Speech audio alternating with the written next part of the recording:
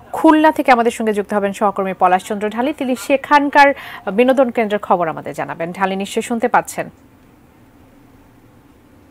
ধন্যবাদ বাবলি। আমি এই মুহূর্তে রয়েছি খুলনার শহীদ হাদিস পার্কে এবং আজকে ঈদের দ্বিতীয় দিনে আজকে খুলনার যদিও সকাল থেকে প্রখর রোদ, সেই রোদের কারণে আজকে যে সকাল থেকে আমরা যে বিনোদন কেন্দ্রে ঈদের সময় যে ভিড় দেখা যায় সেটি কিন্তু তুলনামূলকভাবে আজকে অনেক কম রয়েছে। তারপরও সকাল থেকে আমরা এই যে বিভিন্ন বিনোদন কেন্দ্রে আমরা ঘুরে দেখেছি যে কিছু কিছু জায়গায় কিন্তু লোকজন আসতে শুরু করছে এবং এখনও এই হাদিস পার্কে যে পরিজন বন্ধুবান্ধব কেউ ছেলে মেয়ে নিয়ে কিন্তু হাদিস পার্কের এই যে এখন যে খুলনার একেবারে প্রাণকেন্দ্রে হাদিস পার্ক, এখানে কিন্তু অনেকেই ইতিমধ্যে চলে এসছে।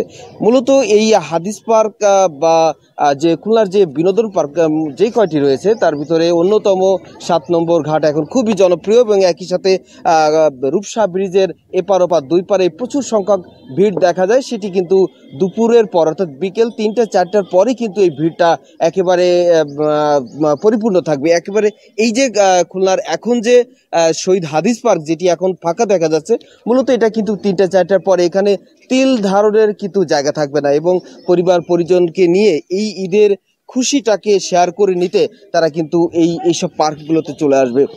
এবং এখনো যারা এসেছে আমরা তাদের সাথে কথা বলছিলাম যে তারা বলেছে যে এই যে ঈদের যে আনন্দ সেটি ভাগাভাগি করে নিতেই মূলত তারা আজকে সকালেই বেরিয়েছে।